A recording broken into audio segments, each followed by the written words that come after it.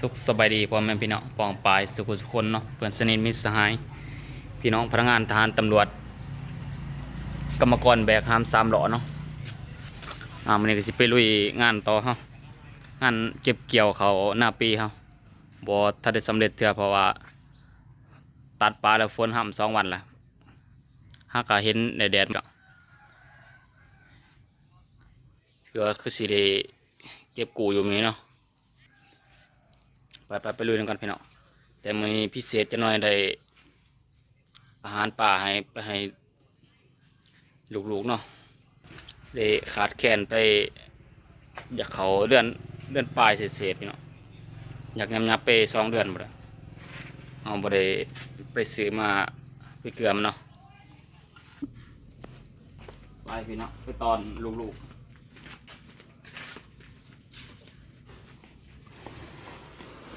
เสียดายมันบ่มีเม็ดใหญ่พี่เนาะบาทไปเลยมันมีตีเม็ดน้อยงานในห้องก็10 บาทไปลุยกับแม่ปุ๋ง2 คนคือเก่าพี่เนาะได้ไปฝากลูกๆเนาะได้เป็นเบอร์ 1เนาะเพราะเบอร์3บ่มีเลยเอาเบอร์ 1เลยตัวมันมีเบอร์ 3ก็มีสนิท1แต่ว่ามันโปรตีนมันต่ำหลายเลยบ่เอาอยากลองตัวนี้ลองโปรตีนสูงๆจะหน่อยบ่เคยไปเกลือจักเทื่อไปเดินทางก่อนพี่น้องแล้วฮอนหน้าสีอัปเดตให้เบิ่งพี่น้อง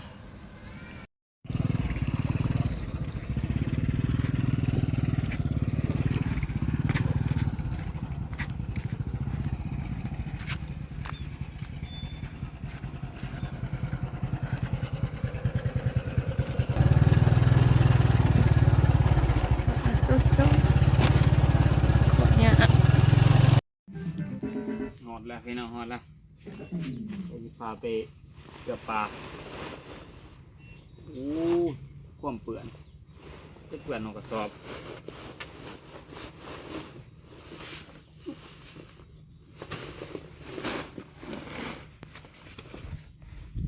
ไป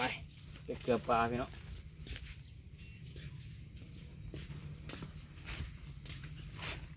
สาวโลเบา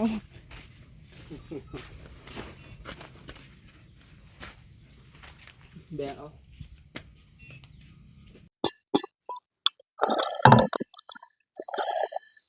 ลองไปเนาะบ่เคยเกลือจักเทื่อเพราะอาหารประเภทมันเป็นมินหน่อยหน่อยอีหลีเนาะมาคุยมากินจุ่มน้ำก็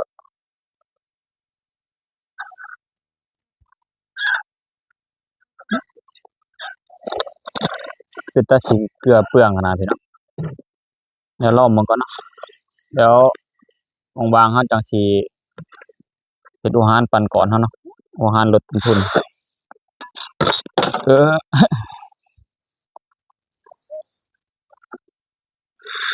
น้อยแฮงอีหลี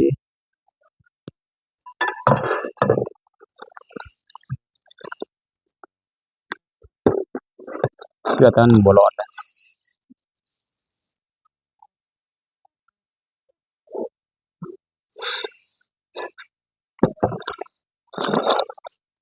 ไปพี่น้องไปปลาเฮาก็มันใหญ่เลยแต่หัวอาหารเฮามันน้อยหลายบ่สมดุลกันกะยามันเดี๋ยวโอกาสว่างๆเฮาสิปั่นตัวอาหารปั่นก่อนเฮาเพราะว่าขี้งัวเฮาก็เริ่มแห้งแล้วเนาะมาพี่น้องอยู่นี่ก็มีปลาซิวแหน่เนาะ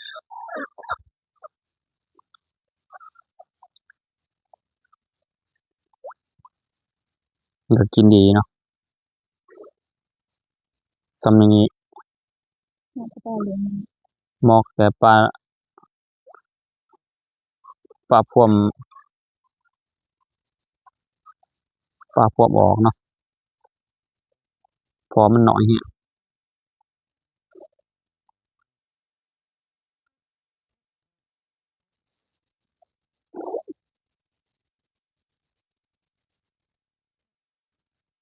มีปลาปากแหน่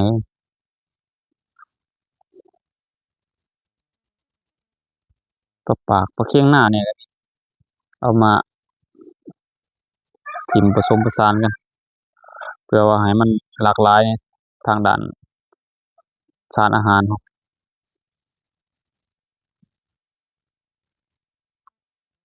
อยู่พุ่นก็กระทึกอยู่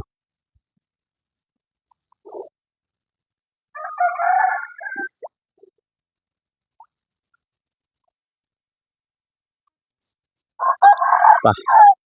ไปบ่อที่2เนาะโอ้บ่อนี่พักเต็มถีบเลย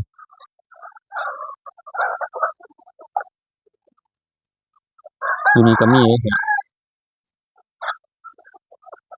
น้อยหลายมันก็บ่ปานใดเนาะมันก็กินอยู่ว่าด้นแห้งเอาบ่ได้เกลือมาเบิ่งปลาดุกเนี่ยบ่แตกสวดๆอยู่บ่ล่ะ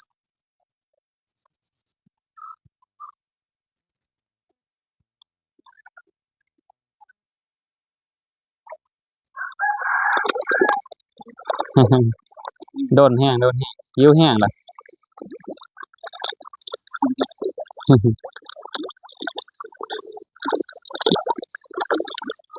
บ่สมดุลกันเนาะกับพวกอาหาร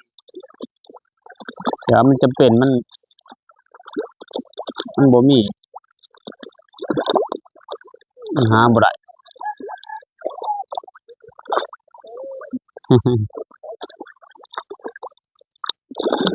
ขาดแคลนอาหารแห้ง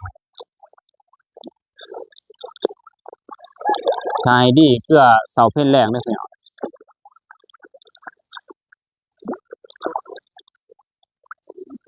2 เดือนสำแขนหนึ่งเกลือเสาเพ็ญแรง3 3คาบ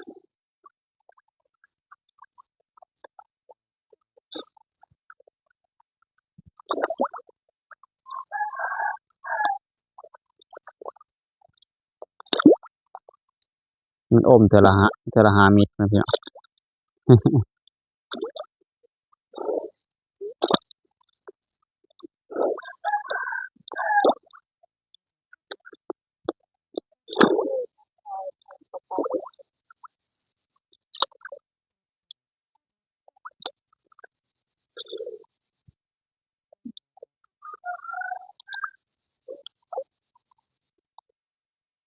เลี้ยงง่ายใหญ่ไว้ปลาดุก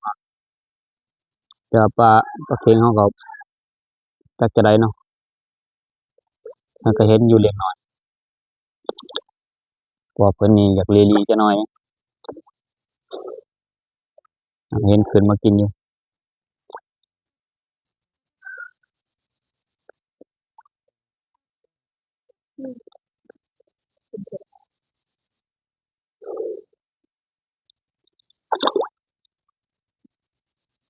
มันก็ยังเป็นเซียนหยานี่เนาะเราบ่ได้กวนมันโดนน่ะเราบ่ได้ค่อยเอาไปประกอบอาหารเพราะว่าอาหารเรายังหลากหลายอยู่ส่วนน่าจะเป็นช่วงเกี่ยวข้าวกุมคักหมดเลยหรือว่าเป็นช่วงปั่นข้าวพุ่นเนาะ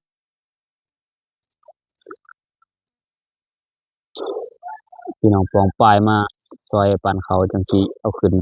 ไปประกอบอาหารเนาะเป็นปิ้งตำบักหุ่งเนาะ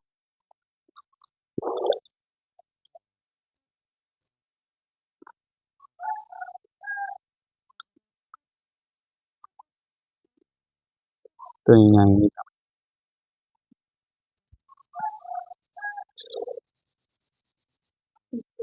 อือฮึ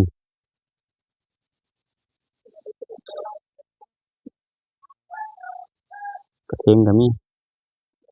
ปลาหมอ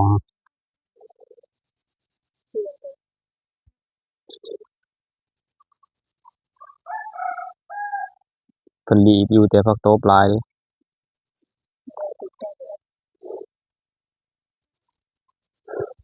ให้กินเต็มที่มื้อ หลังจากที่ว่าขาดแคลนไปเข้า2 เดือนเศษๆแล้วเนาะ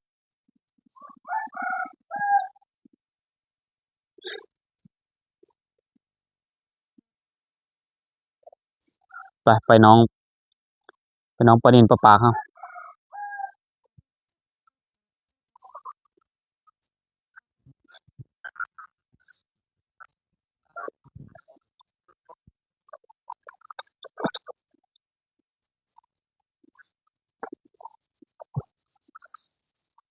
โครงการทดลองครับคือว่าผ่านอยู่เนาะพี่น้องเนาะโขงน้องนาครับแต่ว่าเสียดายหญ้าอยากโหเหือจังหน่อย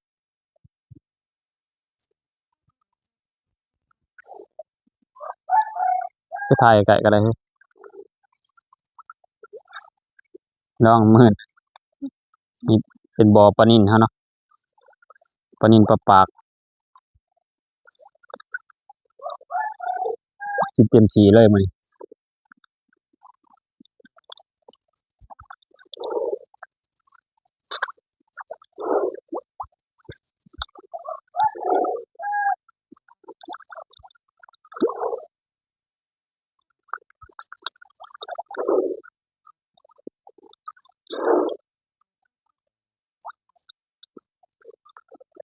ก็ใหญ่อยู่พี่น้อง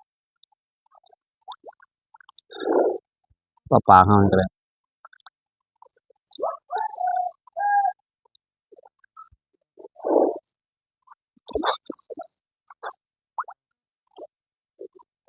เห็นอยู่บ่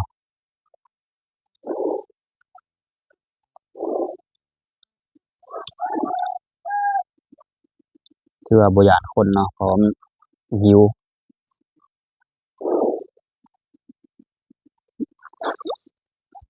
มื้อต่อไปแฮ่งสิเครือม่วนพี่น้องแฮ่งสิแตกสวดๆนี่มันลึกมันได้กินนี่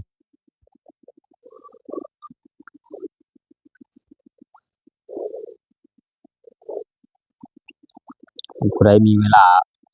แนะนำเด้อพี่น้องเด้อเหมาะสมขุดคลองน้อยๆก็ได้เอา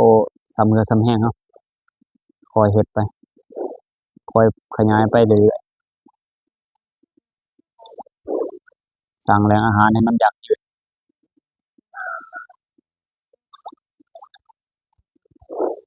แท้กว่าเฮาสิไปสูญเสียกับแนวอื่นน่ะ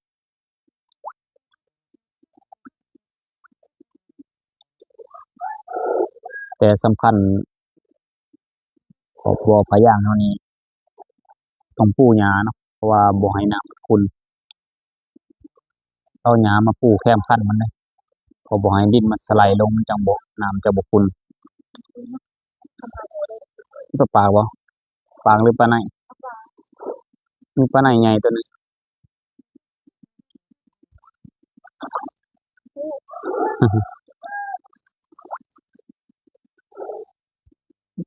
คือสิโหลออกใหม่เนาะตัวน้อยๆเนาะเห็นบ่ปีนแพยังกินบ่ได้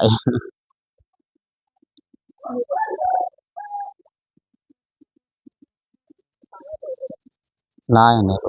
โอ้บ่จังหวะ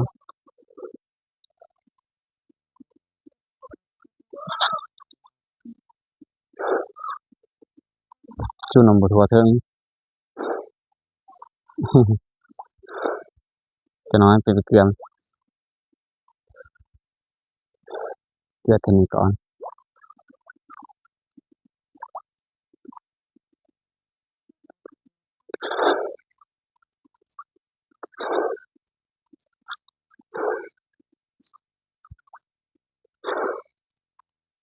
จะถ่ายนี่เด้อสิไปเกลือเบิ่งนั้นท่าอย่ามันหยาดข้อยอย่าไปเกลือแจ้เบิ่งนั้นเนาะให้แม่ปรุงถ่ายปลาเบิ่งอย่ามันเห็นเฮาหวานว่าบาปลงแล้วมันหยาดอยากให้พี่น้องเบิ่งช็อตสวยๆอยู่นี่ก็มีอันใหญ่ไปเรื่อย เนี่ยการเติบโตมัน7-8 ปีก็ยังใหญ่เลยมันใหญ่ไปเรื่อยๆ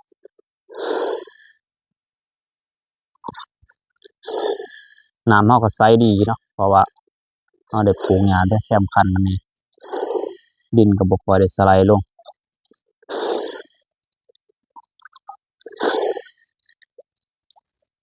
ยังสิย้อนไปเกลือปลาดุกคืนนี้เนาะก็ขาดการปานนี้น่าจะเบิดแล้วแหละมื้อนี้ให้กินเต็มที่ซะเพราะมันขาดแคลนไปโดนละ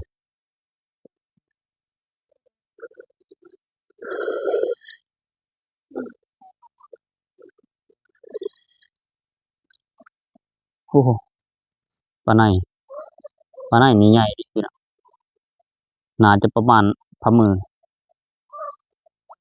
ประมาณ5นิ้วแต่ว่าเอาบ่ได้จักเทื่อ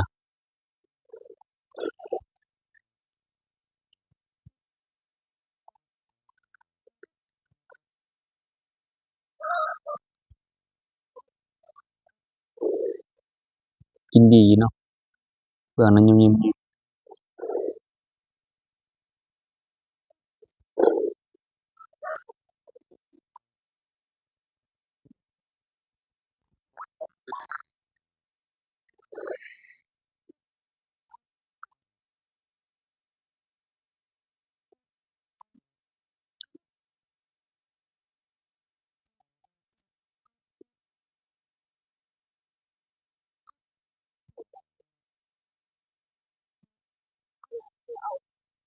เอาบ่ได้บ่แม่นเลือกเอาเขาเอาส่ำเขาแล้วเอาส่ำกิ่งแต่ปีนี้เราบ่ได้เอาปลาตะเพียนมาลงเนาะถ้าปีหน้าก่อนเราขยายคอกเราออกจั่งสิเอามาลงเต็มระบบเพราะว่าช่วงหนึ่งนั้นช่วงเราเอาปลาตะเพียนมาลงปีก่อนๆมันบ่อพะยางมันขาดน้ำมันบ่หลายเนาะเฮ็ดให้ปลาตุ้ยไปจำนวนหนึ่งก็เกือบโลพู้นน่ะ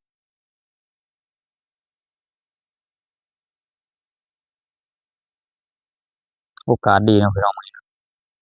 ได้มาถ่ายทอดน้องปลาให้พี่น้องเบิ่งเพราะว่าโดนแล้วบ่ได้มาอัปเดตให้เบิ่ง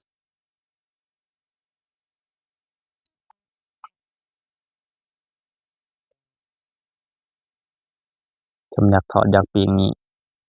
ถือแหมาหว่านได้เลยแต่เอาดีนี่มันเป็นเวลากลางคืนเนาะมันออกกินดี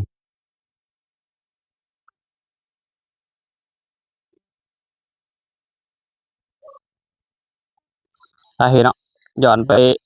เกลือปลาดุกคืนเนาะย้อนไปเกลือปลาดุกเฮาคืนนะบ่แม่น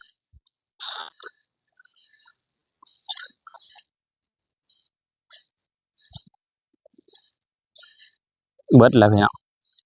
บ่ได้ยากปลาดุกกินดีกินดีแรง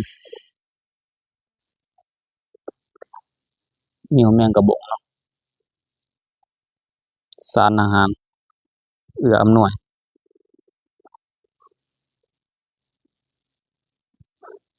โอ้บ่มีไผเห็นเฉยทิ่มลงยาน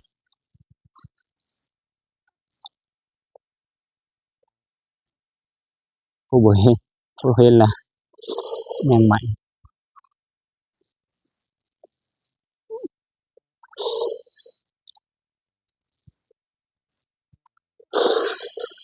เราสิทดลองวิธีใหม่เนาะบัดนี้เนาะตัวหัวหารปั่นก่อนเฮาเดี๋ยวเราสิเกลือหัวหารนี่ผสมกับหัวหารปั่นก่อนเลยแต่ว่าเกลืออาหารเป็นจำนวนน้อยเนาะแต่เราสิให้หัวหารปั่นก่อนหลายขึ้นเพราะว่าจากการทดลองญาติเราไปเกลือแต่หัวหารปั่นก่อนอย่างเดียวมันบ่ค่อยถี่ปานใดเนาะ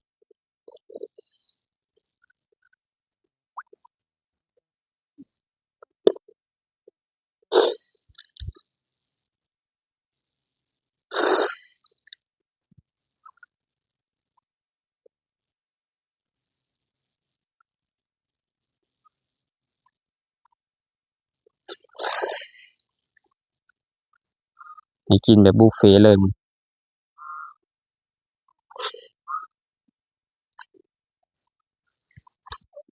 จะเป็นจะไร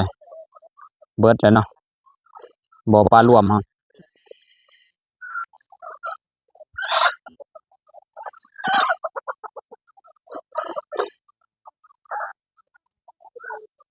ปลาซิวก็กินดีซิวปลาจีเดินเนี่ยหรือว่าปลาสลิดเนาะบ่รู้ว่าแต่ละของเขตเอิ้นคือกันหรือบ่สำหรับปลาสลิด